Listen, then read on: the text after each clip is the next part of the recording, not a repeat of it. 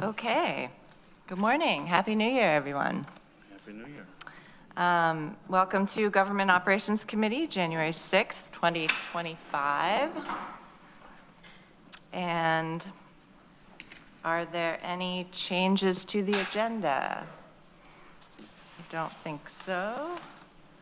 Comments from the public? I don't see anyone. Let's do the minutes of December 5th. Can I have somebody move those? Greg, seconded by Susan. Questions or comments on the minutes? All right, all in favor? That's unanimous, thank you. We have a couple of advisory board appointments to the Tompkins County Historical Commission. George McGonigal, term expires December 31st, 2027. Simon St. Laurent, term expires December 31st, 2027. And to the Public Information Advisory Board, Kate Supron, term expires December 31st, 2026. Can I have somebody move those? Mike moves. Move them all. Seconded by Susan. I think these are all reappointments. Not George. George is new. Oh, George is new, okay. Questions, comments? All right, all in favor? That's unanimous, thank you. All right, we have a resolution from administration, which is authorization to extend an offer of Tompkins Center for History and Culture tenancy to Friends of Stewart Park. Can I have somebody move that? Rich moves, seconded by Susan. Fairly self-explanatory, but is there anything you want to say, Bridget? No, just that this is in line with the new administrative policy that was adopted last year, allowing the legislature to review and approve any interested tenancy at the Tompkins Center for History and Culture. This particular organization, Friends of Stewart Park, is actually looking to split space with the Wharton Studio Museum. So they're not, they won't be inhabiting a new or their own space at this history center. Okay, questions, Rich? Just going back, I think this group fits in the sweet spot of what we intended when we did the Tompkins Center for History and Culture. This is a great organization to have inside the walls of the building. Mike? So Bridget, is this a sublease, or do they each have their own lease with all the same requirements the county requires in the lease? My understanding is that they would have their own lease with the county. Okay. And my dim recollection is that the Wharton Studio Museum had an office, and they're just going to share that desk in that office. Okay, but they still have to have Yes. a lease with the insurance and all that? Yes. Right, and I think those two organizations work closely together anyway, because the Wharton Museum, they're not based out of Stewart Park, but they're related to Stewart Park. That's where the Wharton Studio was, so. Okay, anything else? All in favor? That's unanimous, thank you. All right, I guess I'll ask Bridget if you have any other updates while we're talking to you. Sure, I'd be happy to. So, as you're all aware, today starts Corsa Comfy's first day as our new county administrator. He is currently attending the new employee orientation. Wasn't able to get out of that. So that's why I'm here today, but I expect to see him at our future Government Operations Committee meetings. And just some other quick updates as the new year begins. County administration will be working with departments to develop and submit their 2025 goals and work plans, which, as in years past, will be condensed and shared with each committee of those departments that they report to. And on the January 21st meeting of the legislature, me and Norma will likely be presenting the 2024 highlights or accomplishments from each of the departments. So you can look forward to that. We've got some great accomplishments to share at that time. So I don't know, Amanda, I also have a couple of things just regarding communications. Would you like me to share those as well? So just briefly, the new county website successfully launched on December 11th. Hopefully you've all had some time to take a look at that. It's looking really great. There was a short period of time where some links were being updated and, Google had to take some time to update to make sure that it was directing folks to the right site, but I think it's looking really great. So please continue to share any feedback you have with us and county administration. Robert Henry in particular has been the one really taking the lead and making the required updates. So thanks to him for his work.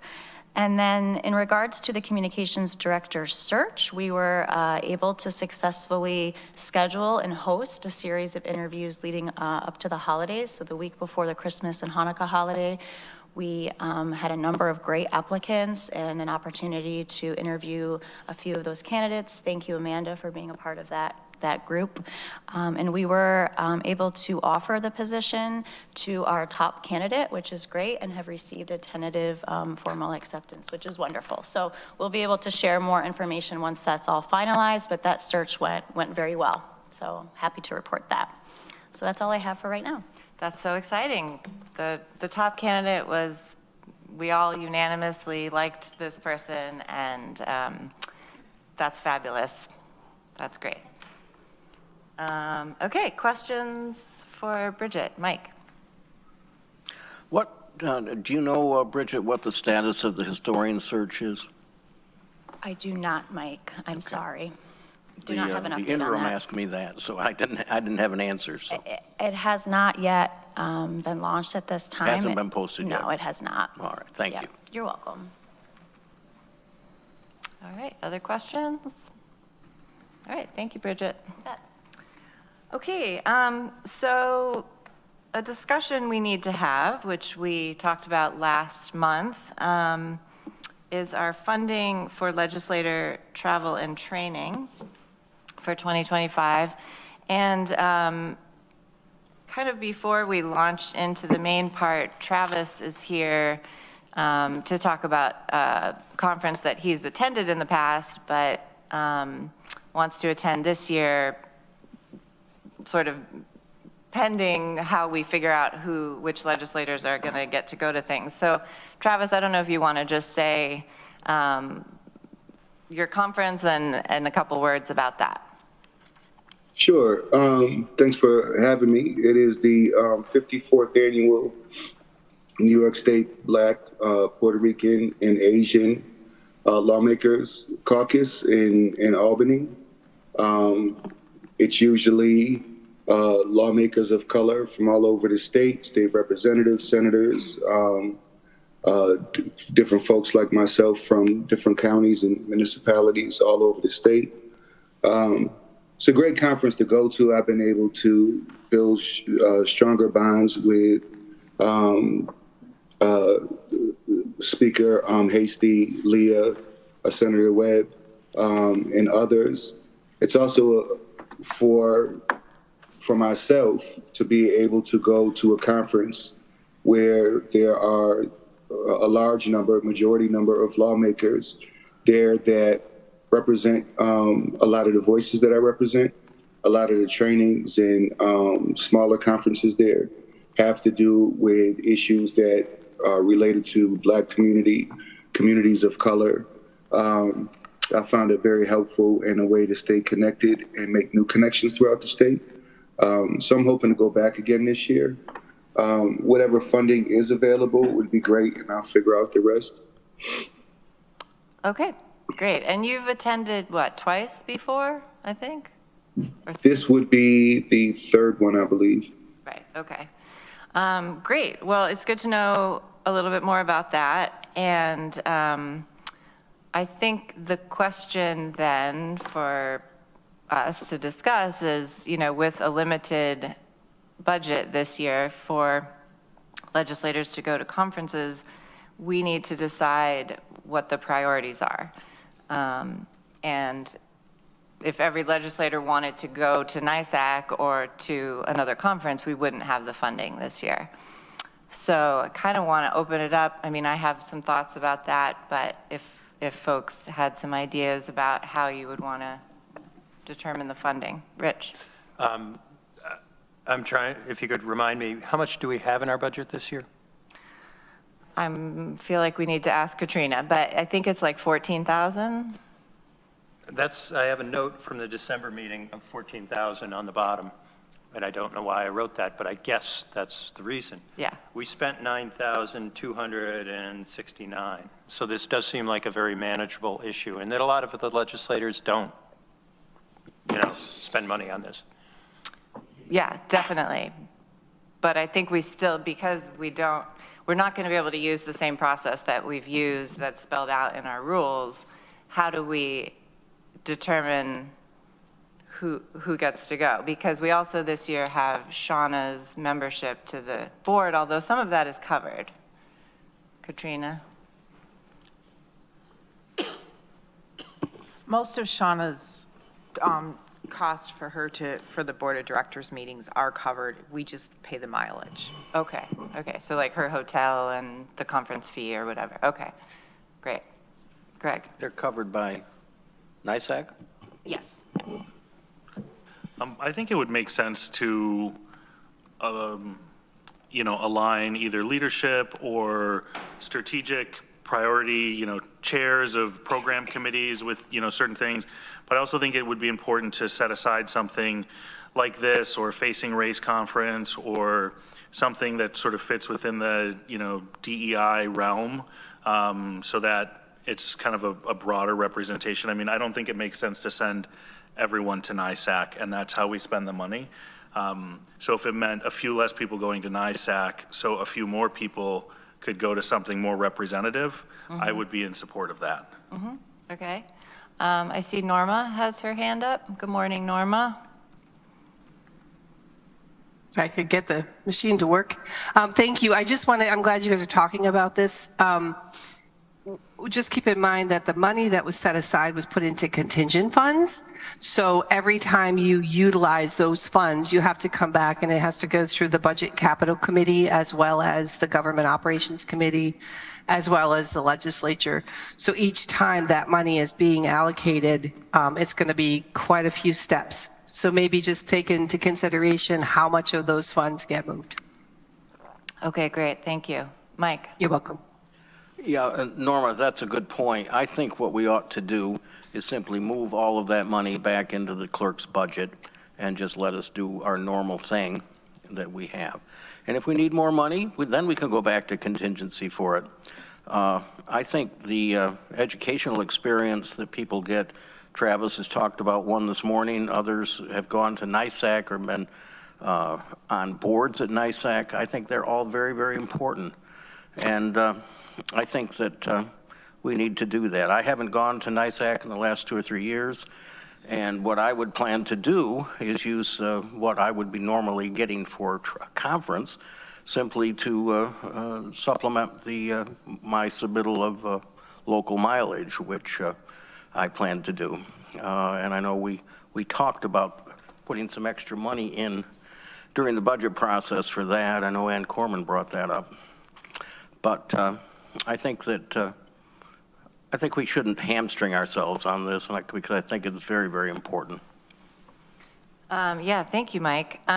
So to be clear, the local mileage is different. Yeah, so. But I still intend to put in my local mileage. You're going to have to find the money somewhere. I don't think we passed that, or it was a very small amount. There was nothing. There was nothing for put that. for local mileage.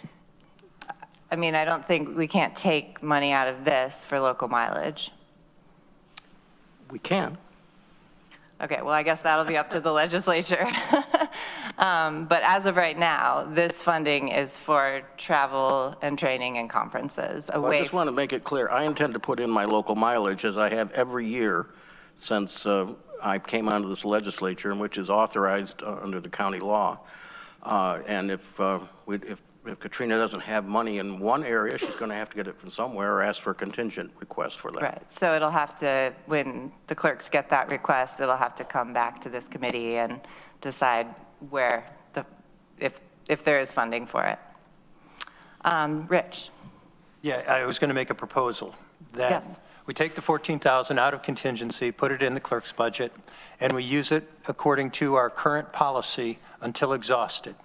And that all of the legislators know this and that they're prudent with their use of funding. But if we needed to go try to get more money from contingency or elsewhere, we would have to vote on that. Okay. Can we do one thing at a time? Can someone make a motion to take the money from contingent and move it to the clerk's budget and just start with that? Rich?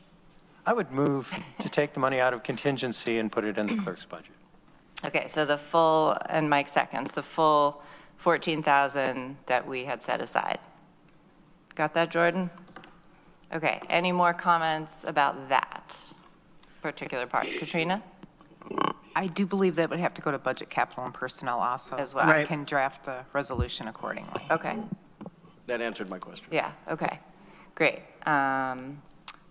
Anything else on that particular part?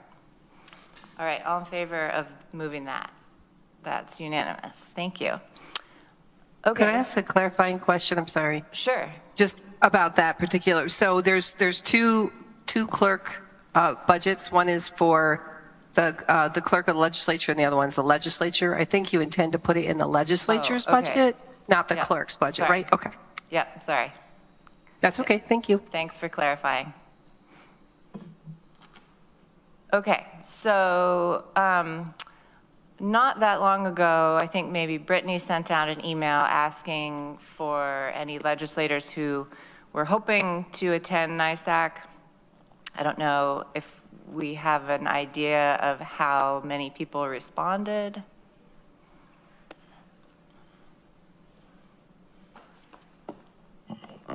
I have 5 who have responded with yes, and you are a maybe.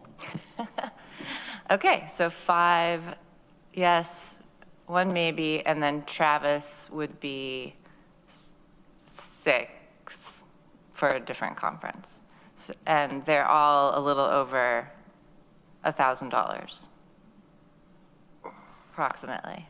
Give or take, yes. Shauna's registration is taken care of by NISAC, so that saves some money there. Okay, great. Okay, so it sounds like there's enough to cover those who want to go to NISAC in this first conference as well as Travis's. And then beyond that, it'll be a little bit, we won't be sure. Mike? I just wanted to ask Travis. Travis, did you want to go to NISAC as well? No, I'm gonna be honest. I went to NISAC the first year, and it was cool hanging out with my colleagues. That was a nice experience, especially my first year. But it's a little par for the course. I'm one of 5, 6 people of color there. It's nothing. It's not overly comfortable, and there were times where I felt a little marginalized, and I didn't really enjoy the experience, if I'm being 100% honest. Okay, I just didn't want to assume you didn't want to go. Oh, yeah. No, I prefer to go here. Enough folks go to NISAC. Great, thanks. Rich? Yeah, Travis, I'm sorry that you felt that way, but it's sort of self-fulfilling if you decide you're not going to go, and then there aren't any people of color there. I'd certainly be very happy if you went to the conference you're talking about and NISAC. I think that's an appropriate use of county funds if you were willing to go and be a voice there. Anyway. All right. Other comments? Rich, are you trying to get me to spend more money, Rich? Is this what? Wow. I was saying, On a Monday morning, first meeting of the year. yeah, It's for good reason, though. I think this will be the 4th vote, of the year. Okay, so just to clarify, it sounds like there is enough in the budget for the folks who have said they want to go to NISAC to be able to do that. Beyond that, I guess we'll look at how much is left after that time and then act accordingly based on if maybe it's kind of first come, first serve after that for the rest of the year, or? Effectively, that's how our policy reads, and looking at what we spent last year, we should be okay. I would say I'm on the Public Safety Committee at NISAC, and that's part of the reason I want to attend, is I committed to that. And I go to the one in the fall as well for that reason, but I just get there for that meeting because it conflicts with teaching obligations. But, you know, looking at the numbers, I think there's plenty for me to do those things. Great. Susan? I would be a maybe too. I didn't put that in because I was worried about the funds. Yeah. So if there is funds, I'm a maybe. Okay. Great. Greg? I would maybe just ask Brittany or those, I mean, I know I'm on the list for those that would like to go to NISAC, but I think a way that we could potentially save money is if we left on that Tuesday at night and didn't stay over, which I know last year a number of us ended up doing, but we had the hotel reservations, so we could potentially save a night if we all committed to, you know, check out in the morning, go to the conference, and then head back home if folks are comfortable driving, you know, in the evening. Yeah. But that was something that I think, you know, I know Rich and I did that, and I kind of feel bad that we had that room, but, you know, it was already booked and we couldn't do anything about it. But if I'm looking at the schedule now, there's really nothing Wednesday morning for anybody. Right. Yeah, and I personally in the past when I've gone, I also look at the food situation, and you can get different food plans, you know, and sometimes those meals aren't really that amazing. And, you know, there's plenty of restaurants around the corner. So if people, you know, wanted to not get the full meal allotment for 3 days, you definitely save money that way as well. So maybe next time you send something out, Brittany, you could just mention that people could look at the different plans and decide, do you really need to spend 3 nights? Do you really want this food every meal? Yeah, so. I'll send out an email today to those who've said yes and the maybes, and just ask what the registration preference is. Because there's a 1 day only, and then I think there's the full day, and then there's without meal options also. And if you do end up leaving that Tuesday and saving some nights for hotels, that certainly offsets the cost of registration as well. Yeah, and if people are carpooling, you know, they could drive home together on that Tuesday night, and it's not that far, really. Okay. If you could send out, Brittany, with that, the schedule or the conference agenda packet, I think it'd be helpful because it was the first time I've looked at it, it'd be helpful for people to see what's going on the various days, et cetera. Absolutely. All right, so I think we kind of have a plan. Anything else on this at the moment? I think we're also agreeing Travis can sign up for his conference. And great. Okay. Thank you all. Thank you. Yeah, thanks for coming, Travis. All right. Y'all have a great day. You too. Okay, excellent. All right, so a few reports. Let's see, I had a couple of things. So I wanted to let folks know that the Poet Laureate selection process is going to be starting. I've talked to the folks at CAP, Community Arts Partnership, and Susan is going to be our legislator person on the selection panel this year. And I think they've already been taking applications for potential poets, and that's going to be coming up here in the next month. And I think normally they do it a little bit earlier, and so we get our new poet to come in at the beginning of January, but so we're looking at probably at least the second meeting in February for our new poet to get started. So just letting you all know that that is happening. Reading back through previous years, we don't have a resolution that approves this person. We take the recommendation of the committee, the CAP committee, and just we announce it here and, you know, welcome that person. So that's one thing.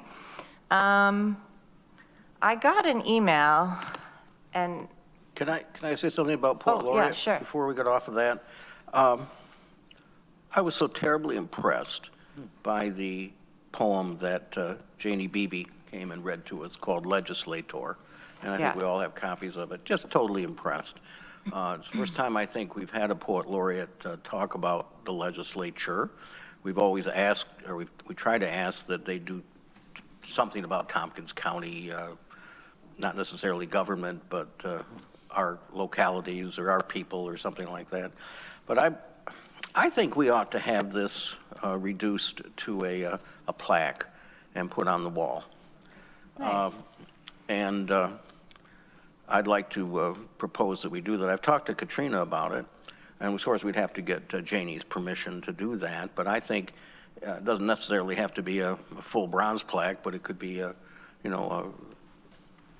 wooden plaque with a brass plate on it with this. I just think it would be a very appropriate thing to have done. Yeah. Second. All right. All right. Well, I could reach out to Janie and just ask if, how she felt about that. And then I could let Katrina or the clerks know. And of course, it would show her copyright and everything, just like Yeah, it is on Yeah. this paper she gave us. sure. That's great. Which also reminds me, we will need to get our poet plaque updated with a spot for Janie on there. Great. Okay.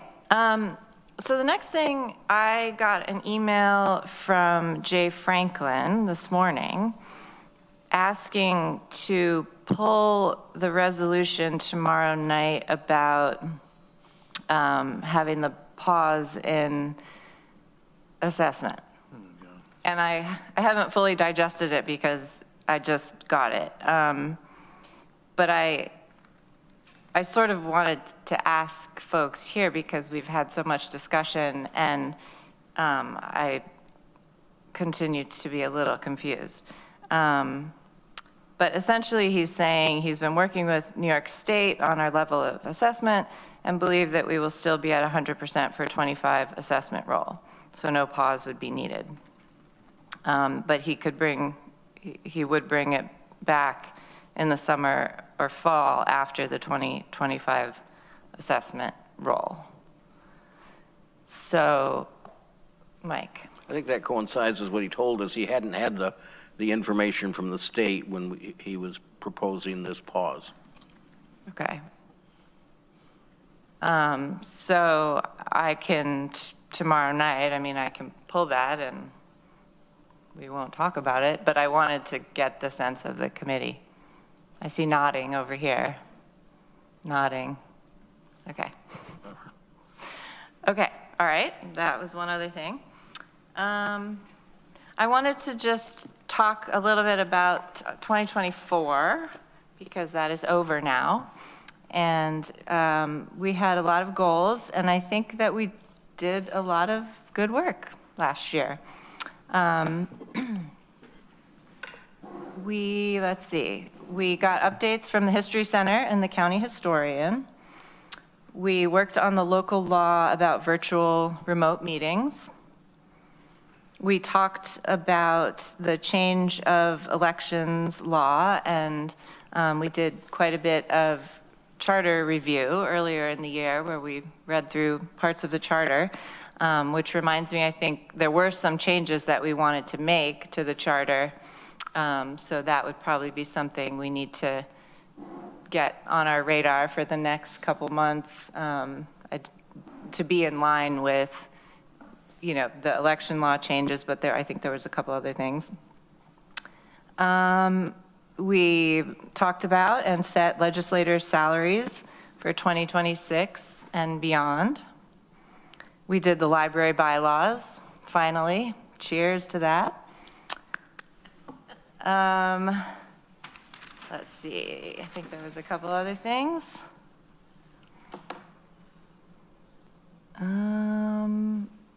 We changed the color of the agenda. We changed the color. That I would give credit to the clerks because they did that. One thing that we had talked about was that Dan and I had talked about at the beginning of the year was proclamations and just having a little bit more in-depth discussion on what proclamations are for and why do we do them and how do we decide what happens. And Katrina did a little bit of work on that, but we never really got back around to having a discussion on that. So that could be something to put back on the list for the coming year.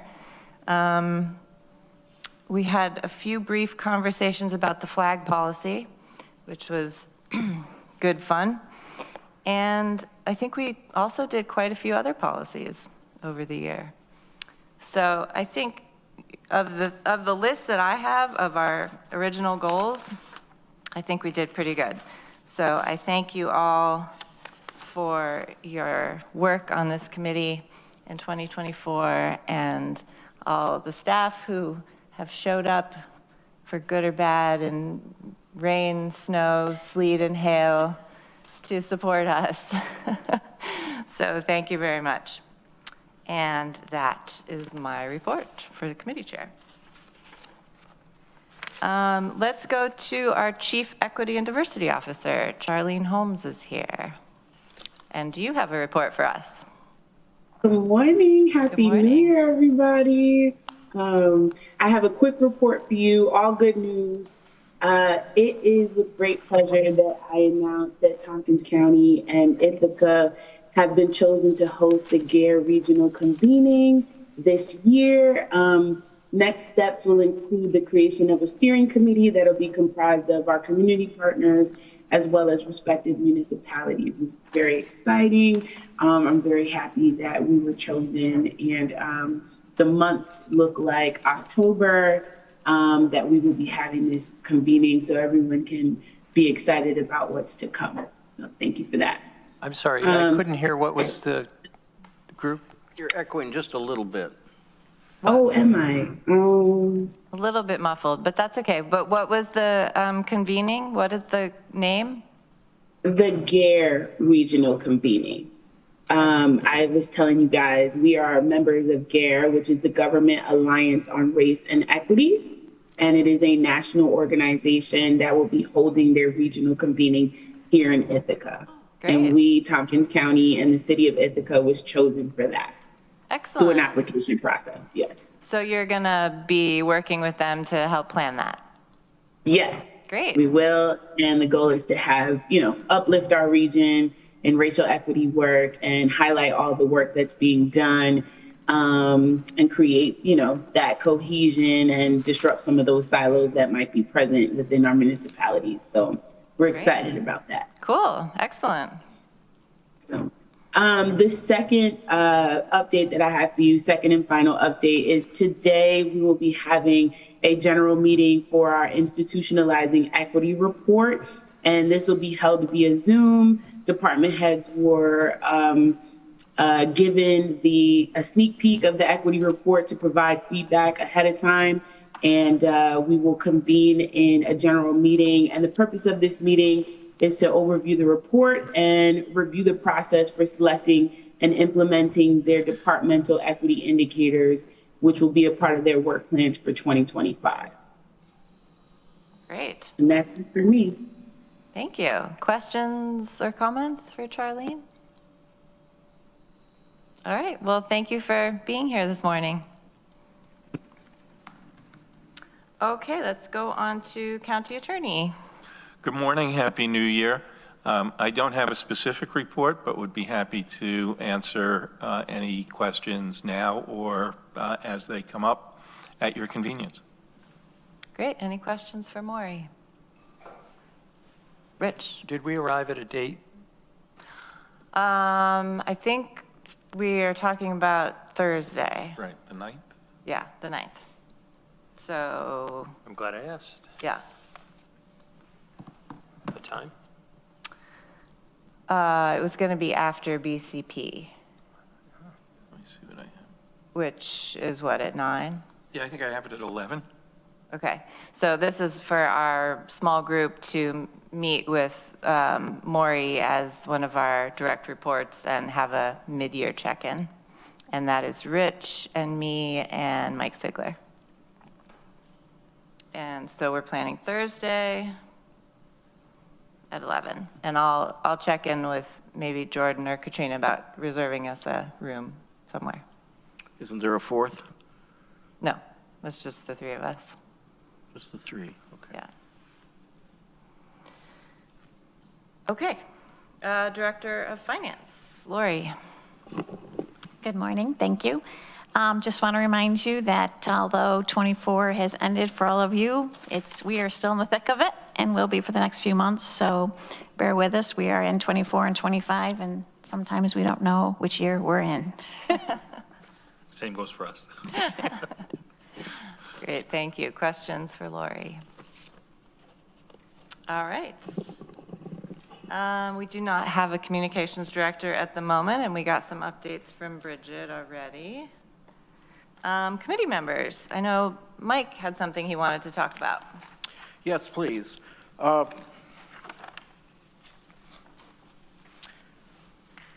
Tompkins County is very forward-looking in its charter with respect to the election of legislators.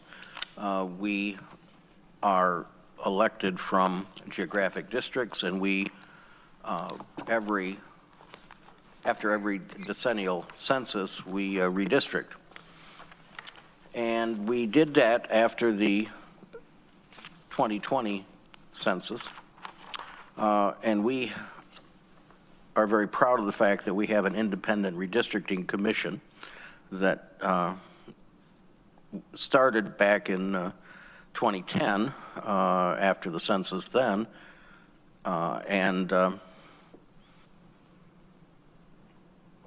This legislature has, although it has ultimate authority over the redistricting, we have allowed the independent commission to actually do the redistricting. After 2010, the number of legislators which we had, which had been 15 from the time that the legislature was formed, was reduced to 14. One of the problems with that we discovered was that we could have tie votes, and there wasn't any way to break them sometimes. After the 2020, a commission was appointed, and some of us went to the commission, and when they asked our opinion, went to the commission, and we said we should have an odd number of legislators, and we should probably have fewer. Most of the counties around us in this area have been reducing their number of legislators. Take Cayuga, for example, take Cortland, for example. Tioga has always had a very small number of legislators. What we came out with from the independent group this time was to have an increase in number to 16, and again, an odd number. I'm sorry, then an even number, which could be set up for other tie votes in the future. I think the charter needs to be revised. I want to point out in 2020, we could have gone down to 13. That was another possibility, but I think what happened mathematically was the commission was looking at the alignment with the city alder people's districts, and that had not been done after 2010. So what I'd like to propose is that we take a look at a charter change, which could be done by local law, which would change the number of legislature seats for the next redistricting. It's not going to affect what's going to happen in this election or what's going to happen for the next 4 years anyway, to odd numbers, and I'm going to suggest 11, 13, or 15. 15 would be, as I said, the number we had for many, many years. So what I'd like to do is ask our county attorney to prepare proposed local law that would make that charter change. The question I have is whether or not that has to go to public referendum. I don't think it does, but I'm not sure of that, and so I'm going to have to look to Maury for advice on that. There are, if we changed something about our terms or something like that, I think we would have to go to public referendum. I know when we changed the way vacancies were filled from being appointed by town boards and city legislature, city council, excuse me, we required a referendum on that. We changed it to having a special election, which we've used several times since then. It allows the people to make the decision. But I don't know whether just changing this number in our charter from 11 to 19, I gave you all copies of that charter section. Thank you, Katrina, for finding that for us. So that's what I'd like to do and have that brought forward at another meeting for discussion. Great, thanks for explaining that. I think that my thought about bringing something forward is we can always talk about something, but I think this committee would need to decide if we want to direct the county attorney to create a local law. That's something we kind of went through years ago, excuse me, about not having just one legislator dictate what staff should do. So I'm glad you're bringing this to the committee, and I guess I would look, sorry, I would look to the committee if you feel like this is something you want to keep talking about, if you want to see a local law about this. Rich? Oh, Susan, you go ahead. Yes. You know, I went to the redistricting commission and expressed the view that 16 seemed like a lot, and that aligning with the city, and particularly the College Town district, which I'll call it, which is the new one, you almost certainly are going to get a student legislator that may have almost no connection to our community. And having campaigned in that area, because my district includes part of Cornell and College Town, is that there are very, very few voters there. That you run the potential of having somebody on this legislature with 25 votes, and we're managing $250 million of public money. I think it's really scary. And when I went to the redistricting commission, they said, our hands are tied. We can't look at that. That's an issue that is outside of the parameters we are allowed to consider. But changing the numbers would force broader representation that would not be limited to a campus district. Because a lot of what that district is university buildings on campus where nobody lives. And then College Town. I would firmly favor us thinking about this issue, and yes, so I would support our county attorney doing it. Okay, Susan? I also think it's confusing to voters. This is, I mean, having these changes. I mean, I still get questions about why did it go from this to this?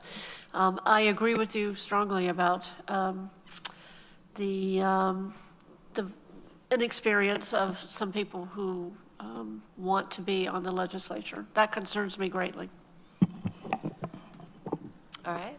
Do you have thoughts, Greg? Okay.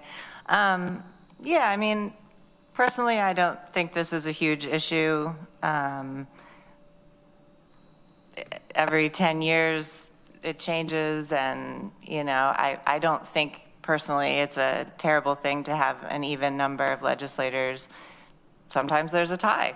So be it. That's just how it is.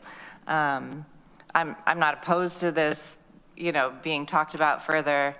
It seems like it might be a lot of work and may not pass, but if that's the will of the body, then sounds like at least 3 people are interested in moving forward. So, Mike, if you want to continue talking to Maury and Glad to do that. Yes. And bring that forward sometime this year. I mean, there's plenty of time before the next redistricting, so.